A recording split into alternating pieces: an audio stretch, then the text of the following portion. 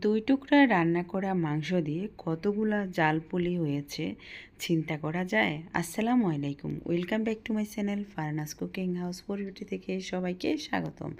ফারনাস cooking হাউসে আজকের আয়োজনে থাকবে দুর্দান্ত স্বাদের রান্না করা মাংস দিয়ে চিকেন জাল চমচা।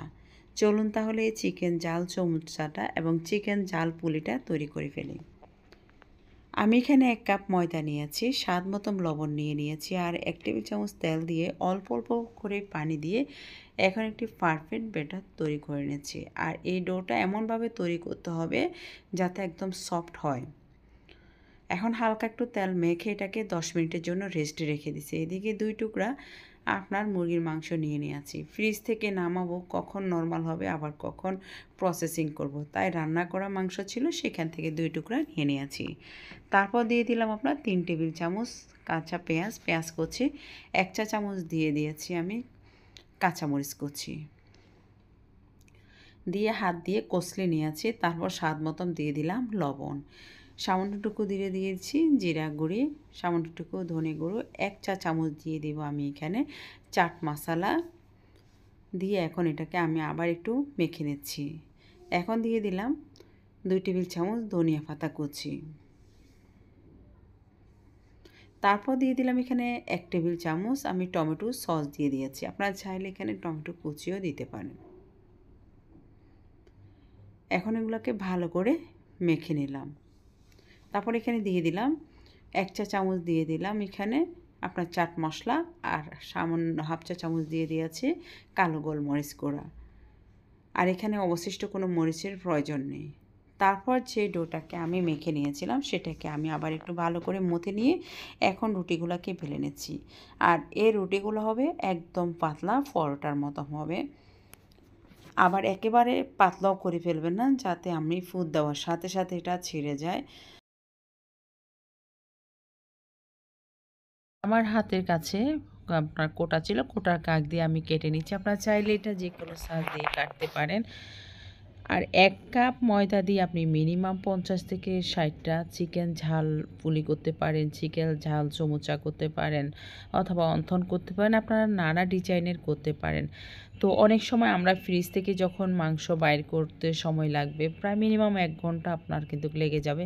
তো প্রত্যেকেরই ঘরে কিন্তু রোজ 1 দিন না 2 দিন আপনারা মাংস রান্না করেন। ছোট বাচ্চা যাদের ঘরে আছে অনেকের ঘরে সপ্তাহে কিন্তু রান্না করতে হয়। তো একদিন বানিয়ে কিন্তু আপনি 1 মাস জুড়ে খেতে পারবেন। আর এই 50-60টা আপনার চমচার ভিতরে হচ্ছে যে আপনি 10-15টা ভাজি করে আরগুলা রেখে দিলেন। তো এখন আমি 2টি খুব সহজ উপায়ে দেখিয়ে দিলাম, আপনারা নিজের হাত দিয়ে করতে পারেন। অনেকেই কিন্তু খুব সুন্দর সুন্দর ডিজাইন করতে পারেন, আবার অনেকেই কিন্তু খুব সহজভাবে করার জন্য বাজারের রেডিমেড সাজ ব্যবহার করে। আমি মনে করি যে রেডিমেড সাজ থেকে নিজেরা এইভাবে যদি তৈরি করে দেন তাহলে বাচ্চারা কিন্তু কারা খুশি হয়ে যাবে, দেখতে কিন্তু খুব সুন্দর লাগে। তো এখন আমি একটা কাঁটা চামচের সাহায্যে এভাবে করে একটু চেপে দিচ্ছি।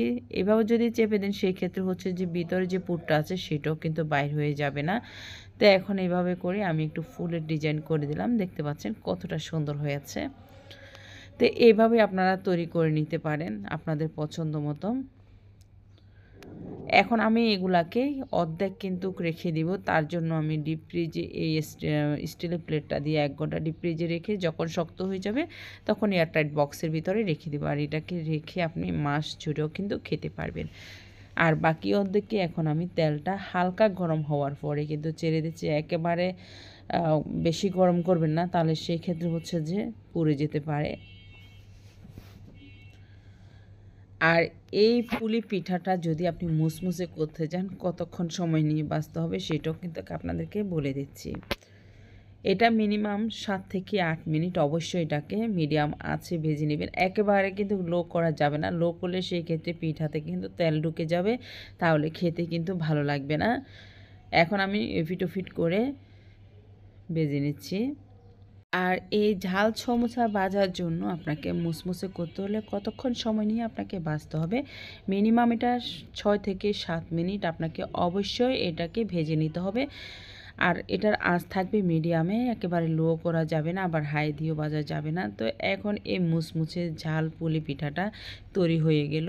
আমি অর্ধেক রেখে দিয়েছি আর অর্ধেক বাচ্চাদের জন্য দিয়ে দিলাম। মাত্র 1 কাপ ময়দা আর 2 টুকরা ছোট ছোট আপনার হচ্ছে যে রান্না করা মাংস দিয়ে এখন সসে ডুবিয়ে আপনি পরিবেশন করতে পারেন। নিজে হাতে সস ঝাল ঝাল সসও তৈরি করতে পারেন। ভিডিওটি যদি ভালো লেগে থাকে পরিবার পরিজনদের সাথে শেয়ার করবেন। আমার চ্যানেলটিকে সাবস্ক্রাইব করে পাশে থাকবেন।